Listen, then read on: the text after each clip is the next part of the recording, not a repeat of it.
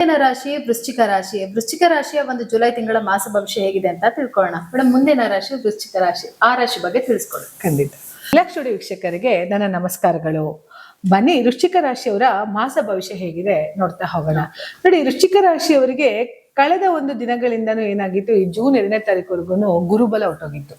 ಯಾಕೆಂದ್ರೆ ವೃಶ್ಚಿಕ ರಾಶಿಯವರಿಗೆ ಧನಸ್ಥಾನಾಧಿಪತಿ, ಪಂಚಮಾಧಿಪತಿ ಅಂದ್ರೆ ಪೂರ್ವ ಪುಣ್ಯ ಸ್ಥಾನಾಧಿಪತಿ ಆದಂತಹ ಗುರು, ಧನಕಾರಕನಾದಂತಹ ಗುರು ಅಷ್ಟಮದಲ್ಲಿ ಕುಳಿತಿದ್ರು. ಸೊ ಗುರುಬಲ ಇಲ್ಲ.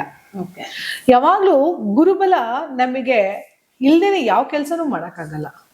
ಪ್ರತಿ ರಾಶಿಗೂ ಕೂಡ ಗುರು ಬೇಕೇ ಬೇಕು. ಅವನು ಗುರು ಬಾಧಕನಾಗ್ತಾನೋ, ಗುರು ಅವನ ರಾಶಿ ಮೇಲೆ ಯಾವ್ದಾದ್ರು ಪ್ರಭಾವ ಇರಲಿ, ಆದ್ರೆ ಗುರುವಿನ ಆಶೀರ್ವಾದ ಇಲ್ಲದೆ ಯಾವುದೇ ತರ ಚರರಾಶಿಗಳಿಗೂ ಕೂಡ ಒಳ್ಳೆಯದಾಗಕ್ಕೆ ಸಾಧ್ಯ ಇಲ್ಲ.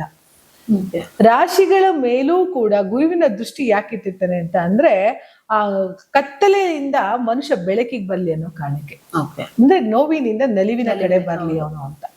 ಇಲ್ಲಿ ವೃಶ್ಚಿಕ ರಾಶಿಯವರಿಗೆ ಇದ್ದಂತಹ ಇಷ್ಟು ಅಡೆತಡೆಗಳು ಜೂನ್ 2ನೇ ತಾರೀಕಿನ ನಂತರದ ದಿನಗಳಲ್ಲಿ ಗುರು ಬದಲಾವಣೆ ಆಗಿರೋದ್ರಿಂದ ಭಾಗಿಕದ ಮನೆಗೆ ಅಂದ್ರೆ 9ನೇ ಮನೆಗೆ ಉಚ್ಚ ಸ್ಥಿತಿಯಲ್ಲಿ ಕಟಕ ರಾಶಿಗೆ ಬಂದು ಕುಳಿತಿರೋದ್ರಿಂದ ಭಾಗ್ಯೋದಯ ಅಂತ ಹೇಳ್ಬೋದು.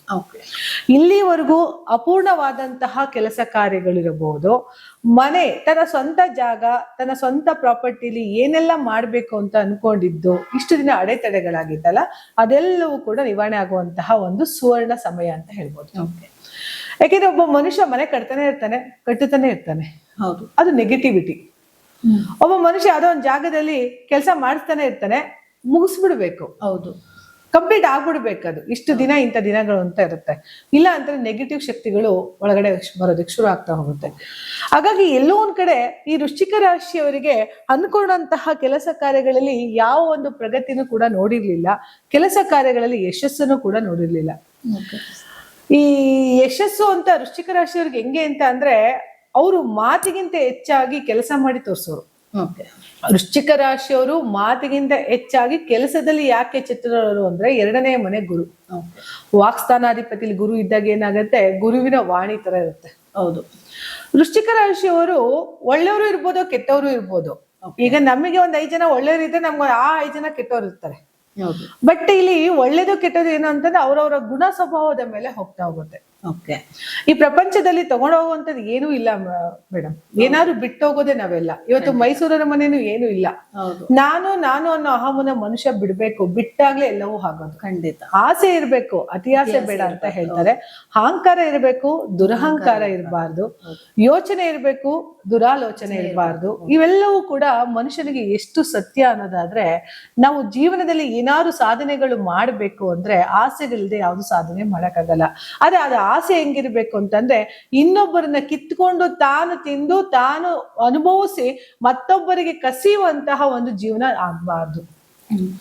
ಯಾಕೆ ಅಂತಂದ್ರೆ, ಈ ಕಲಿಯುಗದಲ್ಲಿ ಹೇಗೆ ಪಾಠ ಅಂತಂದ್ರೆ, ಹಿಂದಿನ ಕಾಲದಲ್ಲಿ ಹೇಳೋರು, ನಾನೇನೋ ತಪ್ಪುಗಳು ಮಾಡ್ಬಿಟ್ರೆ ಅಥವಾ ನಾನೇನಾರ ಪಾಪಗಳು ಮಾಡಿದ್ರೆ ಅದು ನನ್ನ ಮಕ್ಕಳಿಗೆ ಅಂತ. ಇಲ್ಲಿ ಆಗಿಲ್ಲ, ಇದು ಕಲಿಯುಗ. ಇಲ್ಲೇ ಬಹುಮಾನ. ಕಲಿಯುಗದಲ್ಲಿ ಯಾಕೆ ಅಂತ ಅಂದ್ರೆ, ಇಲ್ಲಿ ಗಾಂಧಾರಿ ಶಾಪ. ಅವಳು ಅಷ್ಟು ಜನ ಮಕ್ಕಳನ್ನು ಕಳ್ಕೊಳ್ತಾಳೆ. ಹೌದು, ಏಕೈಕ ಪುತ್ರನಾದ ದುರ್ಯೋಧನನೂ ಕಳ್ಕೊಂಡಾಗ ಅದು ಮೋಸದ ಯುದ್ಧ ಅಲ್ಲ ಅಂತ ಅವಳು ಗೊತ್ತಾಗಲ್ಲ. ಯಾಕೆಂದ್ರೆ ಧರ್ಮ ಗೆಲ್ಬೇಕಂದ್ರೆ ಅಧರ್ಮದ ಹಾದಿಲೇ ಹೋಗ್ಬೇಕು. ಈಗ ಮುಳ್ಳನ್ನು ತೆಗಿಬೇಕಾದ್ರೆ ಮುಳ್ಳಿನಲ್ಲಿ ತೆಗಿಬೇಕಲ್ವಾ. ಸೊ ಶ್ರೀಕೃಷ್ಣ ಪರಮಾತ್ಮ ಮಾಡಿದ್ದೇನು ಅಂತಂದ್ರೆ, ಧರ್ಮಕ್ಕೆ ಒಂದು ಜಯ ಸಿಗ್ಬೇಕು ಅನ್ನೋ ಕಾರಣಕ್ಕೆ ಮಾಡಿದ್ದು ಗಾಂಧಾರಿಗೆ ತನ್ನ ಹೆತ್ತ ಮಗನ ಕಳ್ಕೊಂಡಾಗ ನೋವಾಗಿದ್ದು. ಅದಕ್ಕೆ ಈ ಕಲಿಯುಗದಲ್ಲಿ ಹೆತ್ತು ತಾಯಿನೂ ಕೂಡ ಕೆಟ್ಟವಳಾಗ್ಲಿ. ಈಗೇನೆ ಪ್ರಪಂಚದಲ್ಲಿ ಯಾರು ಕೆಟ್ಟವರು, ತಾಯಿ ಕೆಟ್ಟವರಿಲ್ಲ ಅಂತ ಹೇಳ್ತಾರೆ. ಇಲ್ಲಿ ತಾಯಿನೂ ಕೆಟ್ಟವಳು ಯಾಕಾಗಿದ್ದಾಳೆ ಅಂದ್ರೆ, ಇದು ಕಲಿಯುಗದ ಮಹಿಮೆ. ನೀವೇ ನೋಡ್ತಿರ್ಬೋದು, ಕೆಲವು ನ್ಯೂಸ್ ಚಾನಲ್ಗಳಲ್ಲಿ ಪ್ರಿಯಕನ್ಗೋಸ್ಕರ ಮಗನ ಸಾಯಿಸಿದ್ರು, ಮಕ್ಕಳನ್ನ ಸಾಯಿಸಿದ್ರು. ನೋಡಿ, ತಾಯಿ ಕೆಟ್ಟವಳಾದ್ಲು ಅಂದ್ರೆ ಪ್ರಪಂಚ ಕಲಿಯುಗದ ಅಂತ್ಯ ಭಾಗ. ಆಗ ಕ್ಷಮೆ ಕೇಳಿದಾಗ ಶ್ರೀಕೃಷ್ಣ, ನನ್ನ ಕೈಯಲ್ಲಿ ಶಾಪ ವಾಪಸ್ ತೊಳಕಾಲ, ಕಲಿಯುಗದ ಅಂತ್ಯ ಭಾಗದ ನಂತರ ಮತ್ತೆ ಸತ್ಯಯೋಗ ಶುರು ಆಗತ್ತೆ ಅಂತ ಹೇಳಿ ಕೊಡ್ತಾಳೆ. ಆದ್ರೆ ಈ ಕಲಿಯುಗದಲ್ಲಿ ಯಾರೆಲ್ಲ ಪಾಪ ಮಾಡಿದ್ರೆ ಅವ್ರು ಒಳ್ಳೇದು ಅನುಭವಿಸ್ತಾರೆ. ಆದ್ರೆ ಜೀವಿತ ಅಂತ್ಯದ ಕಾಲದಲ್ಲಿ ಮಾಡಿದ ಎಲ್ಲಾ ಪಾಪಗಳಿಗೂ ಇಲ್ಲೇ ಕಳೆದು ಹೋಗ್ಬೇಕು. ಅಂತ ಅವಳು ಕೇಳಿದಾಗ ಅಲ್ಲಿ ಇಲ್ಲೇ ಇಲ್ಲೇ ಬಹುಮಾನ ಆಯ್ತಾ. ಹಾಗಾಗಿ ಏನೇ ಮಾಡಿ ನೀವು ಈ ಜನ್ಮದಲ್ಲೇ ಈ ಒಂದು ಜನ್ಮ ಏನ್ ಹುಟ್ಟಿ ನೀವು ಕರ್ಮಗಳನ್ನು ಮಾಡಿದಿರೋ ಅದನ್ನ ಇಲ್ಲೇ ಕಳೆದೋಗ್ಬೇಕು. ಹಾಗಾಗಿ ನಾವು ಮಾಡುವಂತಹ ಕೆಲಸ ಕಾರ್ಯಗಳಲ್ಲಿ ಯಾವ ಮಟ್ಟಿನ ಯಶಸ್ಸನ್ನ ಮಾಡ್ತಾ ಇದ್ದೀನಿ, ಮತ್ತೊಬ್ಬರನ್ನ ಕಿತ್ಕೊಂಡು ತಿಂತಾ ಇಲ್ವಾ, ಎಲ್ಲವನ್ನೂ ಕೂಡ ನೋಡಿ ಯೋಚನೆ ಮಾಡಿ ಕೆಲಸ ಕಾರ್ಯಗಳಲ್ಲಿ ಮುನ್ನುಗ್ಗಿ ಗುರುವಿನ ಆಶೀರ್ವಾದ ವೃಶ್ಚಿಕ ರಾಶಿಯವರಿಗೆ ಸಾಕಷ್ಟು ಬಲಗಳನ್ನ ತಂದ್ಕೊಡೋದ್ರಿಂದ, ಜೊತೆಗೆ ಇಲ್ಲಿ ಇದ್ದಂತಹ ಒಂದು ಅಷ್ಟಮದಲ್ಲಿ ಇದ್ದಂತಹ ಗುರುವಿನ ಭಾಗ್ಯ ನವಮ ಅಂದ್ರೆ 9ನೇ ಮನೆಗೆ ಹೋಗ್ತಾ ಇರೋದ್ರಿಂದ, 9ನೇ ಮನೆ ಅದನ್ನ ಧರ್ಮದ ಮನೆ ಅಂತೀವಿ.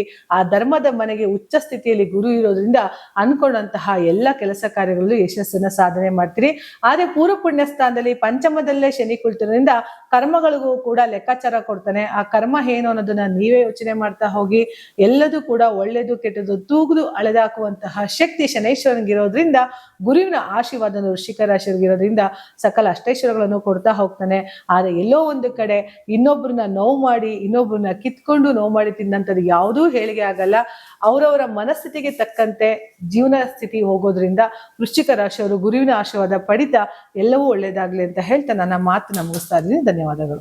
ನೋಡಿದ್ರಲ್ಲ ವೀಕ್ಷಕರೇ, ಈ ಒಂದು ವೃಶ್ಚಿಕ ರಾಶಿಯ ಜುಲೈ ತಿಂಗಳ ಮಾಸ ಭವಿಷ್ಯ ಹೇಗಿತ್ತು ಅಂತ. ಹಾಗಿದ್ರೆ ಬನ್ನಿ ಮುಂದಿನ ರಾಶಿ ಬಗ್ಗೆ ತಿಳ್ಕೊಳ್ಳೋಣ.